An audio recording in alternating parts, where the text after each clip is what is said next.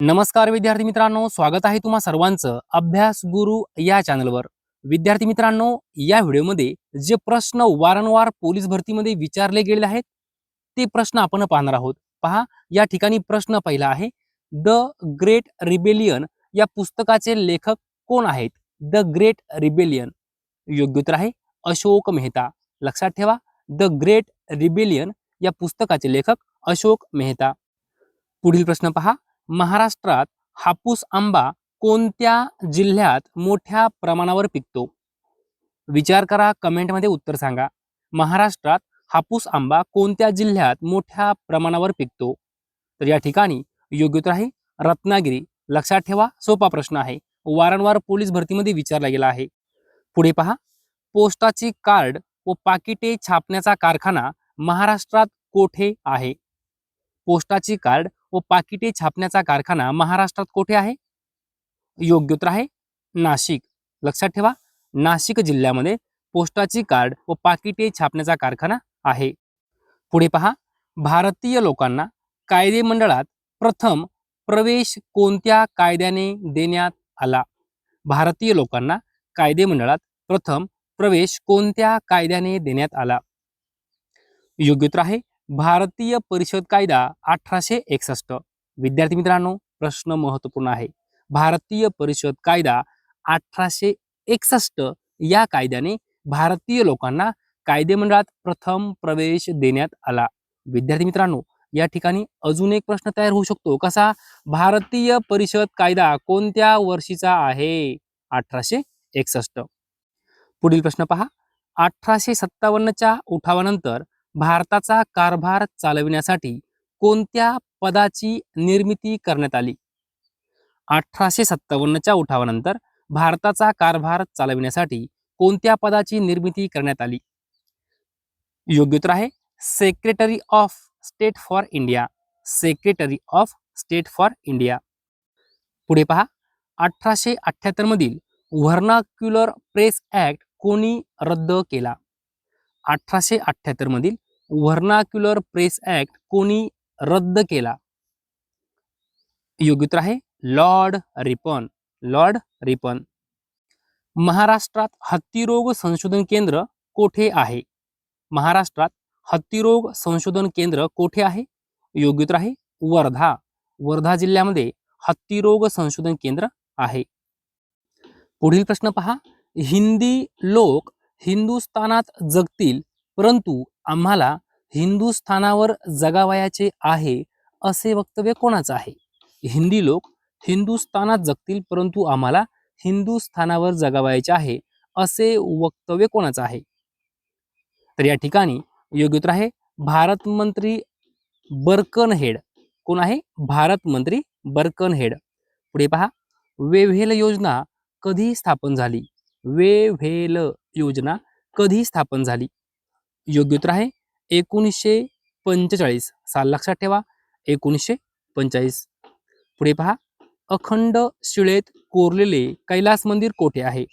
अखंड शिळेत कोरलेले कैलास मंदिर कोठे आहे? योग्य उत्तर आहे वेरूळ। विद्यार्थी मित्रांनो, प्रश्न महत्वपूर्ण आहे, कैलास मंदिर कोठे आहे? वेरूळ या ठिकाणी आहे। पुढे पहा, रविवारची सुट्टी कोणत्या गव्हर्नर जनरलच्या काळात मंजूर करण्यात आली? रविवारची सुट्टी कोणत्या गव्हर्नर जनरलच्या काळात मंजूर करण्यात आली? योग्य उत्तर आहे लॉर्ड हार्डिंग पहिला। लॉर्ड हार्डिंग पहिला। पुढील प्रश्न पहा, लॉर्ड डलहौसीने लष्कराच्या विकेंद्रीकरणासाठी कोणत्या सुधारणा केल्या? लॉर्ड डलहौसीने लष्कराच्या विकेंद्रीकरणासाठी कोणत्या सुधारणा केल्या त्याबाबत खालीलपैकी कोणते विधान चुकीचे आहे असं विचारलेलं आहे। पहा, बंगालमधील सैन्य मेरठ येथे नेले। विद्यार्थी मित्रांनो, हे वाक्य बरोबर आहे का? 100% बरोबर आहे। लॉर्ड डलहौसी याने काय केलं होतं? लष्कराच्या विकेंद्रीकरणासाठी बंगालमध्ये जे काही सैन्य होतं ते मेरठ या ठिकाणी नेले होते, हे बरोबर आहे। दुसरा पर्याय पहा, कलकत्ता येथे असलेली युद्ध सामग्री मेरठ येथे नेली। बरोबर आहे, कलकत्ता येथे असलेली जी काही युद्ध सामग्री होती ती कुठे गेली? मेरठ या ठिकाणी तो घेऊन गेला होता। बरोबर आहे। तिसरा पर्याय पहा, सिमला येथे भारताचे प्रमुख केंद्र उभारले। हे सुद्धा बरोबर आहे. लॉर्ड डलहौसीने लष्कराच्या विकेंद्रीकरणासाठी सिमला येथे भारताचे प्रमुख केंद्र उभारले. चौथा पर्याय पहा, भारतीय लष्करावर विश्वास ठेवला. विद्यार्थी मित्रांनो, लॉर्ड डलहौसीला आपल्या भारतीय लष्करावर विश्वास नव्हता म्हणून 4 नंबर पर्याय काय आहे, चुकीचा आहे. भारतीय लष्करावर विश्वास ठेवला हे काय आहे, चुकीचं आहे. पहिले 3 पर्याय बरोबर आहे. आपल्याला काय विचारलं, कोणतं विधान चुकीचं आहे, तर भारतीय लष्करावर विश्वास ठेवला हे विधान काय आहे, चुकीचं आहे. पुढे पहा, कामगार, कमर, किनारा हे शब्द कोणत्या भाषेतील आहे? कामगार, कमर, किनारा हे जे काही शब्द आहे हे कोणत्या भाषेतील आहे? तर या ठिकाणी योग्य उत्तर आहे फारसी भाषा. लक्षात ठेवा, कामगार हा शब्द फारसी भाषेतील आहे, कमर हा शब्द फारसी भाषेतील आहे आणि किनारा हा शब्द फारसी भाषेतील आहे. पुढे पहा, चतुर्भुज होणे या वाक्प्रचाराचा अर्थ काय होतो? चतुर्भुज होणे. तर या ठिकाणी योग्य उत्तर आहे लग्न होणे. चतुर्भुज होणे म्हणजे काय? लग्न होणे. पुढे पहा, भारतामध्ये दत्तक वारसा नामंजूर धोरण कोणी स्वीकारले? भारतामध्ये दत्तक वारसा नामंजूर धोरण कोणी स्वीकारले? योग्य उत्तर आहे लॉर्ड डलहौसी. विद्यार्थी मित्रांनो, 10 वेळापेक्षाही जास्त वेळा हा प्रश्न पोलीस भरतीमध्ये विचारला गेला आहे आणि तलाठी भरतीमध्ये सुद्धा वारंवार विचारला गेला आहे. भारतामध्ये दत्तक वारसा नामंजूर धोरण कोणी स्वीकारले? Lord Dalhousie.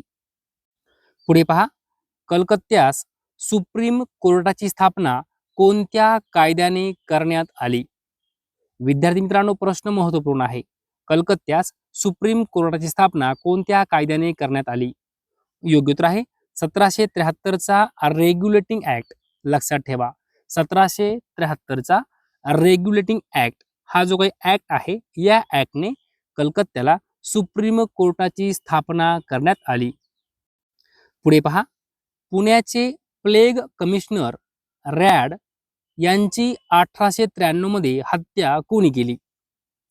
पुण्याचे प्लेग कमिशनर रॅड यांची 1893 मध्ये हत्या केली होती, कोणी केली होती?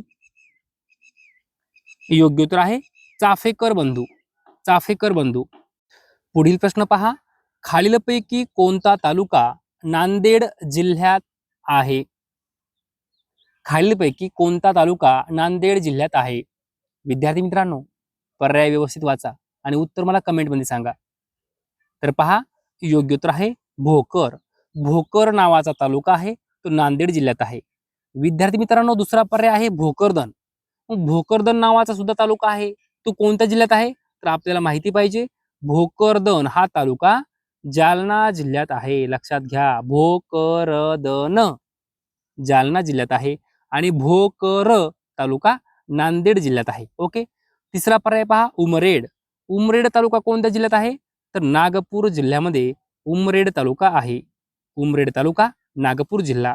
लिहून ठेवा, भोकर तालुका नांदेड जिल्हा, भोकरदन तालुका जालना जिल्हा आणि उमरेड तालुका नागपूर जिल्हा.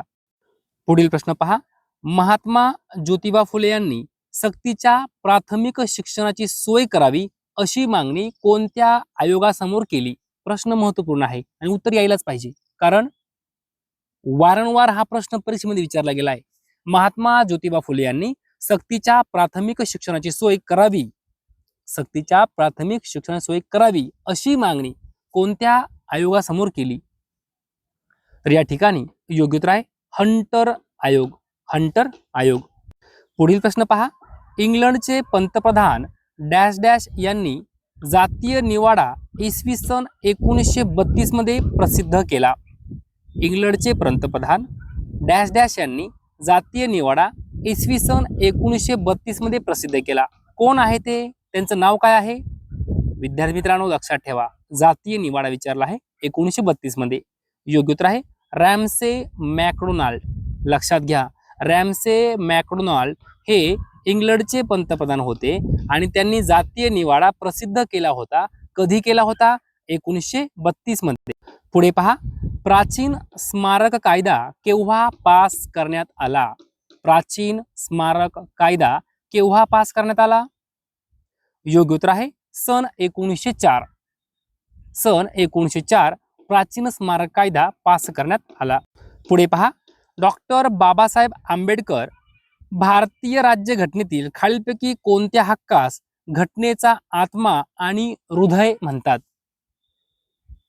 डॉक्टर बाबासाहेब आंबेडकर भारतीय राज्यघटनेतील खालीलपैकी कोणत्या हक्कास घटनेचा आत्मा आणि हृदय म्हणतात? तर या ठिकाणी योग्य उत्तर आहे घटनात्मक उपायांचा हक्क.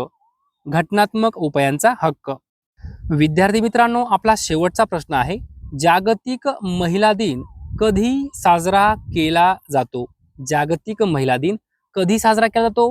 हा प्रश्न 50 वेळापेक्षाही जास्त वेळा पोलीस भरतीमध्ये विचारला गेला आहे, तलाठी भरतीमध्ये विचारला गेला आहे. वारंवार विद्यार्थी मित्रांनो हा प्रश्न विचारला गेला आहे.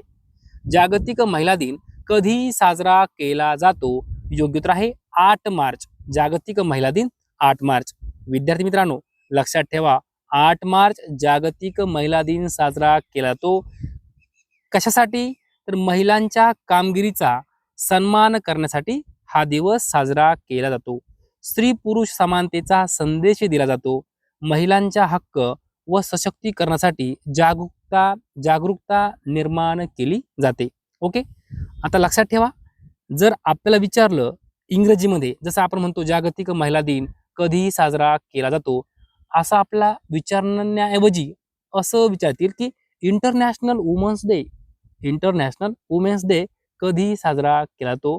तर 8 मार्च. लक्षात ठेवा, कधी कधी आपल्या एखाद्या प्रश्नाचं उत्तर आपल्याला माहिती असतं, परंतु कधी कधी तिथं जर इंग्रजी शब्द वापरले तर आपल्याला कन्फ्यूज होतं. लक्षात ठेवा, इंटरनॅशनल वुमेन्स डे.